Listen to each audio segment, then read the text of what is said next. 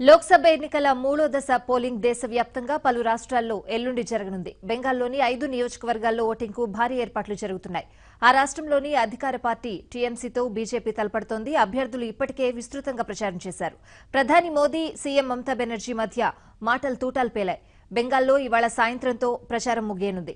ఈ నేపథ్యంలో క్షేత్రస్థాయి పరిస్థితిని మా ప్రతినిధి సతీష్ అందిస్తారు. పశ్చిమ బెంగాల్ ఎన్నికల ప్రక్రియను వెనుక ఉన్న విశేషాలను, ప్రచారాంశాలను, ప్రజల భావోద్వేగాలను పట్టిపెట్టమే లక్ష్యంగా ఏబిఎన్ ఆంధ్రజ్యోతి జట్టు పశ్చిమ బెంగాల్లో వివిధ ప్రాంతాల్లో పర్యటిస్తోంది. ఏప్రిల్ 23వ తారీఖు మూడో దశ ఎన్నికలు జరగబోతున్నాయి. మొత్తం 5 నియోజకవర్గాల్లో ఈ ఎన్నికలు జరుగుతున్నాయి. బలూర్ఘాట్, మాల్దా ఉత్తర్, మాల్దా దక్షిణ్, జంగీపూర్, ముర్షిదాబాద్ నియోజకవర్గాల్లో ఈ జరిగే ఎన్నికల్లో పోరు హోరాహోరీగా ఉండనుంది. సాయంత్రంతో ప్రచారం అంకం ముగియనున్న నేపథ్యంలో అభ్యర్థులు తమ తమ ప్రచార వ్యూహాల్లో పూర్తి స్థాయిలో నిమగ్నమై ఉన్నారు. బలూర్ఘాట్కి సంబంధించి ఈ నియోజకవర్గం బంగ్లాదేశ్ సరిహద్దు ప్రాంతాల వెంబడి విస్తరించింది. ఇప్పుడు మనం బంగ్లాదేశ్ సరిహద్దు గ్రామమైనటువంటి హిలీలో మనం ఉన్నాం. ఈ దక్షిణ్ దినాపూర్ జిల్లాలో ఉన్నటువంటి ఈ గ్రామం నుంచి మనం బోర్డు అవతల ఎగురుతున్నటువంటి బంగ్లాదేశ్ జెండాలను కూడా మన వీడియో జర్నలిస్ట్ సంతోష్ మనకు చూపిస్తున్నారు. రైలు పట్టాలకు అవతల ఉన్నదంతా కూడా బంగ్లాదేశ్గా ఉంది. మనం విజువల్స్లో కూడా చూడొచ్చు. చెక్ పోస్ట్లో తనిఖీలు జరుగుతున్నాయి. 2 చెక్ పోస్టులు పక్కపక్కనే ఉన్నాయి. బీఎస్ఎఫ్ జవాన్లు చెక్ పోస్ట్లో తనిఖీ చేసిన తర్వాత బంగ్లాదేశ్ భద్రతా దళాలు కూడా తనిఖీలు నిర్వహించిన తర్వాత మాత్రమే ఆ దేశంలో కాలు పెట్టేటువంటి అవకాశం ఉంది. మన వీడియో జర్నలిస్ట్ ఇప్పుడు చూపిస్తున్నది భారతీయ ఇమిగ్రేషన్ కార్యాలయం. ఇక్కడ ఇమిగ్రేషన్ పూర్తి చేసుకున్న తర్వాతనే చెకింగ్ కార్యక్రమాల్లోకి వెళ్లాల్సి ఉంటుంది.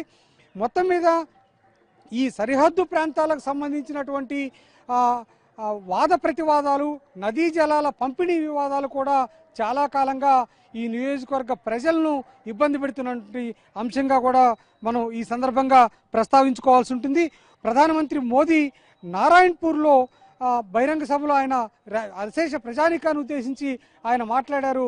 ఆయన ప్రధానంగా పశ్చిమ బెంగాల్ ముఖ్యమంత్రి మమతా బెనర్జీ మీద చేసిన ప్రధానమైన ఆరోపణ రాష్ట్రంలో గూండా పాలన నడుస్తోంది, అవినీతి మయంగా పరిపాలన మారిపోయింది, ఎలాంటి అభివృద్ధి కార్యక్రమాలు జరగటం లేదు. వాస్తవానికి మమతా బెనర్జీ రైల్వే శాఖ మంత్రిగా ఉండి కూడా ఈ రాష్ట్రానికి ఎలాంటి రైల్వే అభివృద్ధి కార్యక్రమాలు చేపట్టలేకపోయారనేది ఆయన ప్రధాన విమర్శగా ఉంది. మమతా బెనర్జీ స్పీడ్కి బ్రేకులు వేసి అభివృద్ధి లక్ష్యంగా బీజేపీకి ఓటు వేయాల్సిందిగా కూడా ఆయన ఈ సభ నుంచి పిలుపునిచ్చారు. అయితే దీన్ని తృణమూల్ కాంగ్రెస్ పూర్తి స్థాయిలో తిప్పికొడతా వచ్చింది. మోదీ అబద్ధాల కోరుగా తయారయ్యారు. ఆయన స్థాయిని మరిచి ఆయన దిగజారి మాట్లాడుతున్నారు.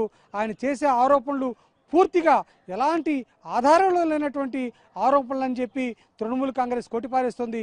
వాస్తవంగా దీనికి సంబంధించి ఇక్కడ రైల్వే మార్గం బలూర్ఘాట్కి అనేక సార్లు ఆందోళన చేసిన తర్వాత వాస్తవంగా మమతా బెనర్జీ రైల్వే శాఖ మంత్రిగా ఉన్నప్పుడు మాత్రమే బలూర్ఘాట్కి రైల్వే లైన్ వచ్చింది అని చెప్పి కూడా తృణమూల్ కాంగ్రెస్ మంత్రులు మోదీ ప్రచార సభలో చేసినటువంటి ఆరోపణల్ని తిప్పికొడుతున్నారు.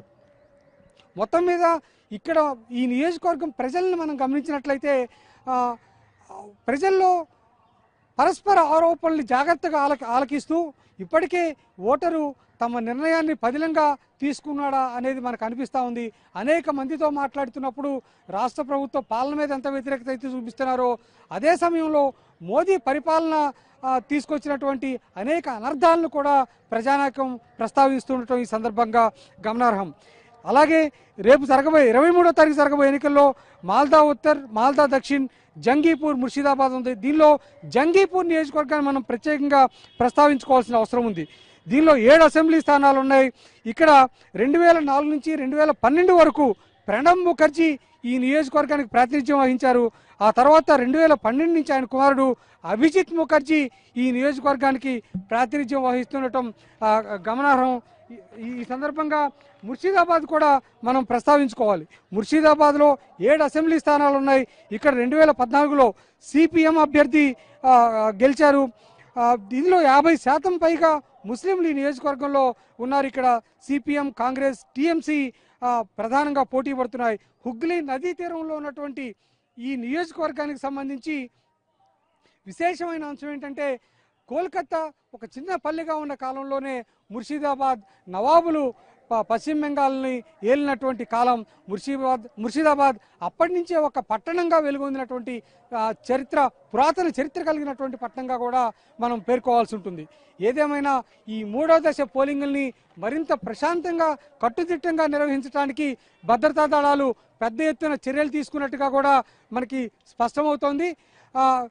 2వ దశలో జరిగినటువంటి చిన్నపాటి సంఘటనలు జరగకుండా చూసుకోవటానికి తగిన జాగ్రత్తలు తీసుకున్నట్టుగా ఎన్నికల సంఘం అధికారులు చెప్తున్న దాన్ని బట్టి మనకు తెలుస్తూ ఉంది.